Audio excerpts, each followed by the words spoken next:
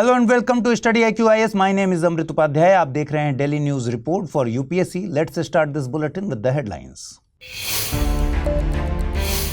Global finance central banker report cards 2024 हुआ release. RBI governor को मिला A+ ग्रेड। सेंट्रल गवर्नमेंट करती है आरबीआई गवर्नर को appoint. Prime minister Narendra Modi की पोलैंड यूक्रेन विजिट हुई शुरू। नई इक्वेशंस फॉर्म होने की हो रही है बात। 30 इयर्स में किसी इंडियन प्राइम मिनिस्टर की फर्स्ट यूक्रेन विजिट। और मार्स पर लिक्विड वाटर की प्रेजेंस को किया गया क्लेम। साइंटिस्ट्स की नई स्टडी 10 to 20 किलोमीटर की डेप्थ में प्रेजेंट है वाटर।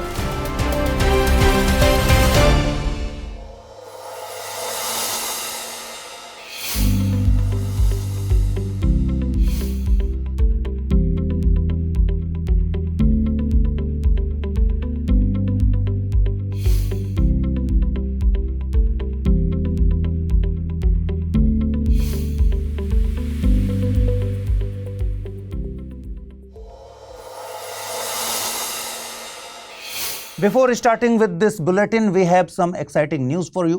अगर आप यूपीएससी की प्रिपरेशन करने की प्लानिंग कर रहे हैं, then we have some important information for you. For the first time, study IQ IAS Hindi अपने हिंदी P2I बैच की लाइव डेमो क्लास की फ्री स्ट्रीमिंग करने जा रहा है। मनीष सर इस क्लास में साइंस एंड टेक्नोलॉजी सब्जेक्ट से रिलेटेड इम्यूनिटी एंड वैक्सीनेशन के टॉपिक को कवर करेंगे। आप इस क्लास को study IQ IAS Hindi YouTube channel पर आज यानी 22 अगस्त को 6 PM to 9 PM तक देख सकते हैं। Don't forget to note this time. Class के रिगार्डिंग आप अपना फीडबैक भी जरूर शेयर कीजिएगा।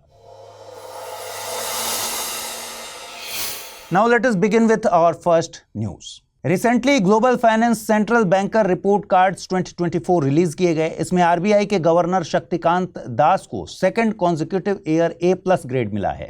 ग्लोबल फाइनेंस मैगजीन हर साल central banker report cards issue करती है।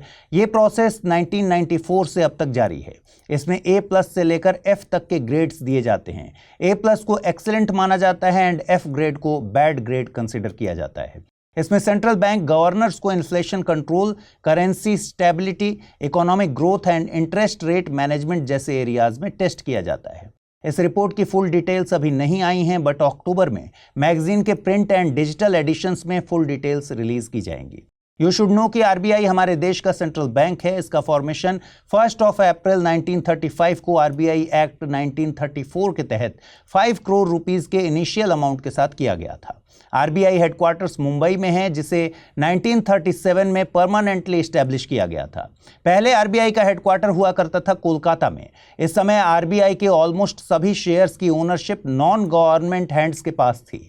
Therefore, few इंडिविजुअल्स के इन शेयर्स के सेंट्रलाइजेशन को प्रिवेंट करने के लिए 1 जनवरी 1949 को आरबीआई को नेशनलाइज्ड किया गया। नेशनलाइजेशन के बाद से आरबीआई की ओनरशिप गवर्नमेंट ऑफ इंडिया के पास है। आरबीआई इंडिया की इकोनॉमी को कंट्रोल करने के साथ ही इंडियन बैंकिंग सिस्टम में इंपॉर्टेंट रोल प्ले करता है। RBI Indian financial and monetary system में इंपॉर्टेंट पावर्स के साथ इंडिया के सभी बैंक्स को भी कंट्रोल करता है and because of this RBI को बैंकर्स बैंक भी कहते हैं। आरबीआई एक्ट 1934 के सेक्शन 8A के अकॉर्डिंग आरबीआई के गवर्नर एंड डेप्यूटी गवर्नर्स, जो कि संख्या में 4 से ज्यादा नहीं हो सकते, उनका अपॉइंटमेंट सेंट्रल गवर्नमेंट करती है। इसी एक्ट के सेक्शन 7(1) के अकॉर्डिंग सेंट्रल गवर्नमेंट अगर पब्लिक इंटरेस्ट में नेसेसरी समझे तो आरबीआई गवर्नर से कंसल्टेशन के बाद रिजर्व बैंक को इंस्ट्रक्शंस दे सकती है। इस न्यूज की इंपॉर्टेंस को समझने के लिए let us consider a question जिसे यूपीएससी प्रीलिम्स 2021 में पूछा गया था। Question was, consider the following statements. The governor of the reserve bank is appointed by the central government. Under certain constitutional provisions the central government can give directions to the reserve bank in public interest. और third statement था, the governor of the reserve bank gets powers from the RBI act. Choose the correct statement from the above. Only 1 and 2, only 2 and 3, only 1 and 3, or 1, 2 and 3. And the correct answer is option C, only 1 and 3. अब आपको यह बताना है कि second statement wrong क्यों है। आप अपने आंसर्स कमेंट सेक्शन में जरूर मेंशन कीजिएगा। प्राइम मिनिस्टर नरेंद्र मोदी 21 अगस्त से 23 अगस्त के बीच पोलैंड एंड यूक्रेन की विजिट पर रहेंगे। 21 एंड 22 अगस्त के बीच पोलैंड विजिट करने के बाद वो 23 अगस्त को यूक्रेन पहुंचेंगे। यूक्रेन के लिए 23 अगस्त का डे काफ़ी इंपॉर्टेंट है। इस दिन यूक्रेन में नेशनल फ्लैग डे सेलिब्रेट किया जाता है। इंडिया एंड पोलैंड के रिलेशंस कितने डीप और ओल्ड हैं, इसका पता सेकेंड वर्ल्ड वॉर के दौरान हुए इंसिडेंट से पता चलता है। During the second world war Germany and Soviet union ने पोलैंड पर अटैक कर दिया था।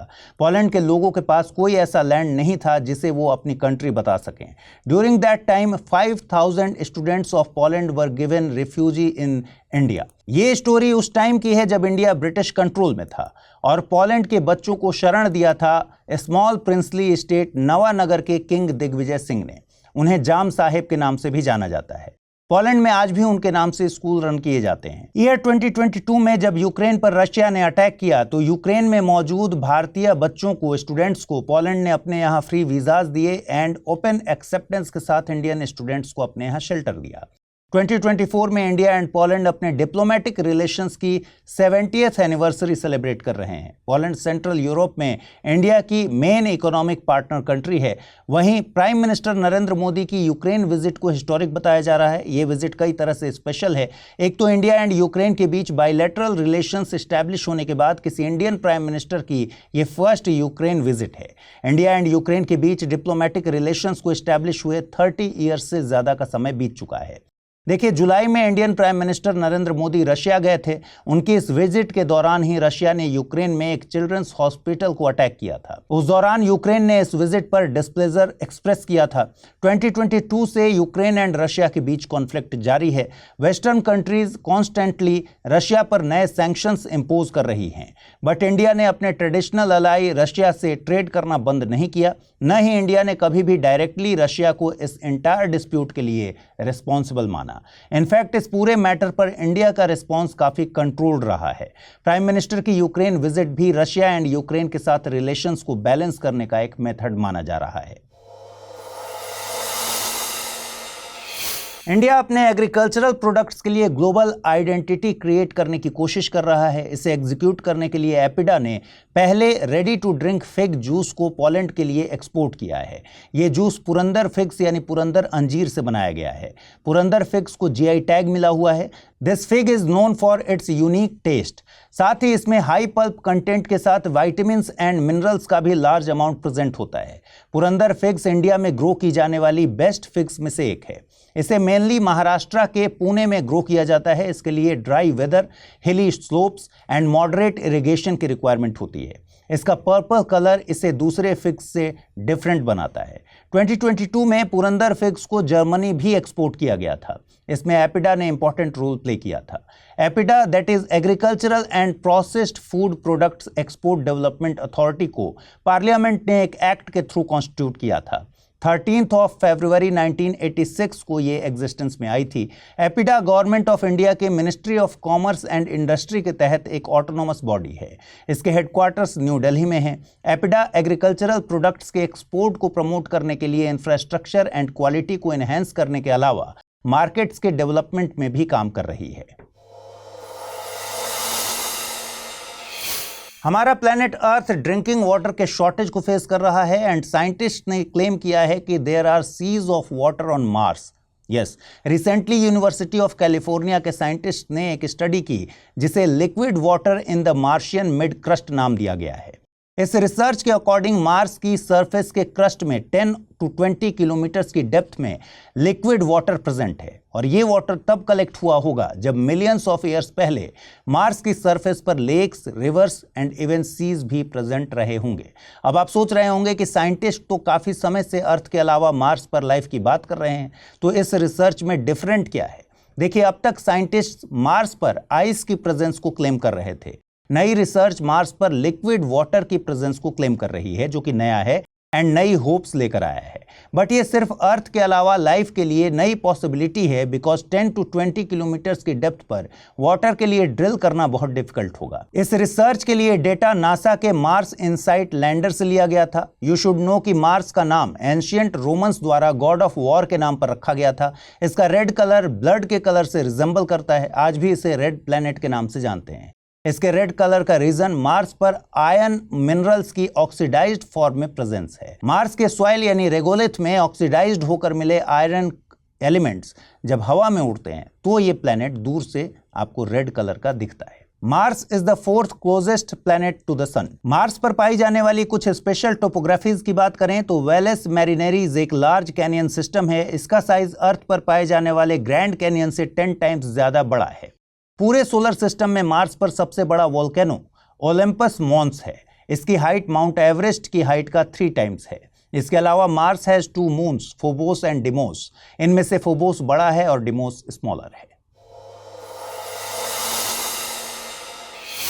Now it is time for the term of the day. Today's term of the day is lender of last resort. Lender of last resort एक institution है। Usually ये किसी country की सेंट्रल बैंक को कहते हैं। इंडिया के केस में RBI is the lender of last resort. ये बैंक्स एंड अदर इंस्टीट्यूशंस को तब लोन्स देते हैं जब वो सीरियस फाइनेंशियल डिफिकल्टीज को फेस कर रहे होते हैं। एक तरह से ये वो इंस्टीट्यूशंस हैं जो इमरजेंसी क्रेडिट प्रोवाइड कराते हैं। कुछ लोग आर्ग्यू करते हैं कि लेंडर ऑफ लास्ट रिजॉर्ट जैसे इंस्टीट्यूशंस के चलते बैंक्स ज़्यादा रिस्क लेती हैं, बिकॉज उन्हें हमेशा ये फील होता है कि फाइनली उन्हें सपोर्ट मिल जाएगा।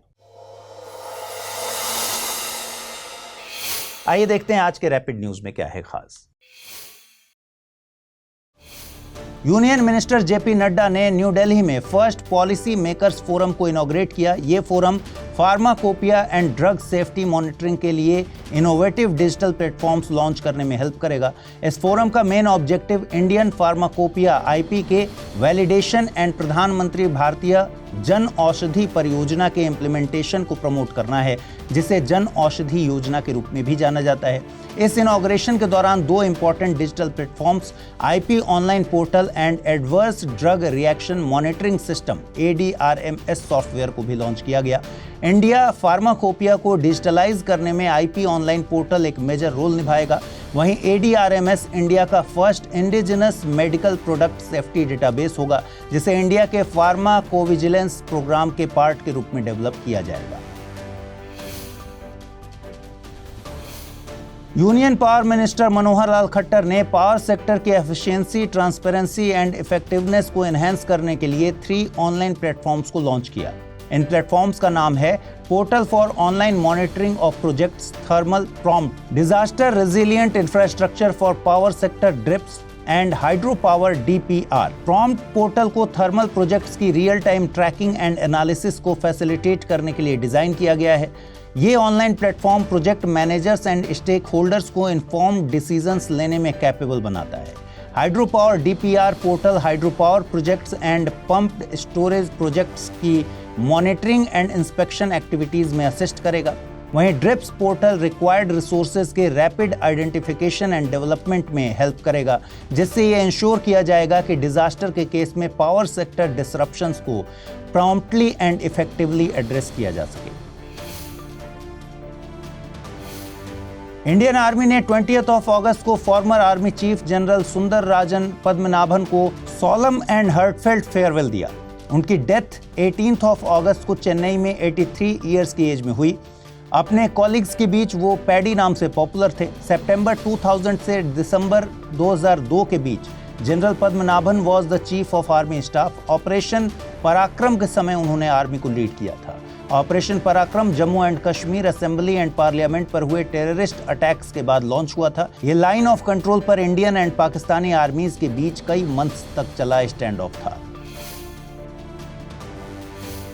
US centre for disease control and prevention ने पार्वो वायरस B19 के लिए एक हेल्थ एडवाइजरी इशू की है। इनफैक्ट यूएस में इससे रिलेटेड केसेस इंक्रीज हुए हैं। पार्वो वायरस B19 एक highly contagious and common disease के रूप में जाना जाता है, जो पर्टिकुलरली उन इंडिविजुअल्स को इफेक्ट करता है जिनका इम्यून सिस्टम वीक है।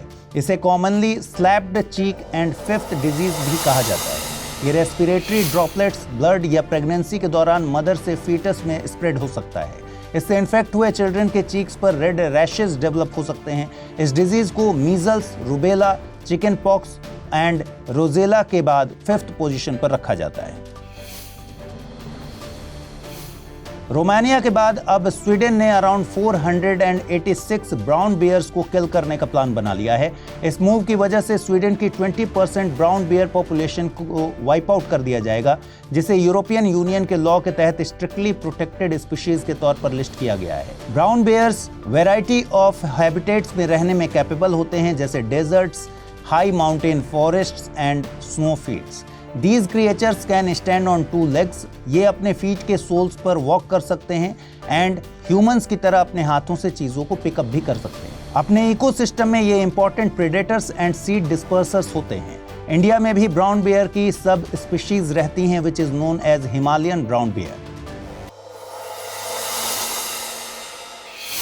Now it's time to see questions based on the bulletin. First question is, consider the following statements. RBI Governor Shaktikant Das has received A+ grade in Global Finance Central Banker Report Cards 2024. RBI is an institution fully owned by the Government of India. Choose the correct statement or statements from the above. Only one, only two, both 1 and 2, neither 1 nor 2. Second question is, in India, the central bank is called the lender of the last resort. What is the meaning of this term? The central bank gives loans to business and industrial organizations when they do not get loans from anywhere else. Provides liquidity to banks during temporary crisis. Gives loans to the government to meet the budget deficit. Use the options given below to choose the correct answer. Only 1 and 2, only 2, only 3, 1, 2 and 3. Now let's jump on to the answers of the questions which were asked in the previous bulletin. First question was, Manya Chiwadi village has become the first solar village of which state? Andhra Pradesh, Gujarat, Maharashtra or Rajasthan? Correct answer is option C, Maharashtra. Second question was, consider the following statements. The second Administrative Reforms Commission was constituted under the chairmanship of Veerappa Moily. Sadbhavna Divas is celebrated on the birth anniversary of former Prime Minister Rajiv Gandhi. Choose the correct statement or statements from the above.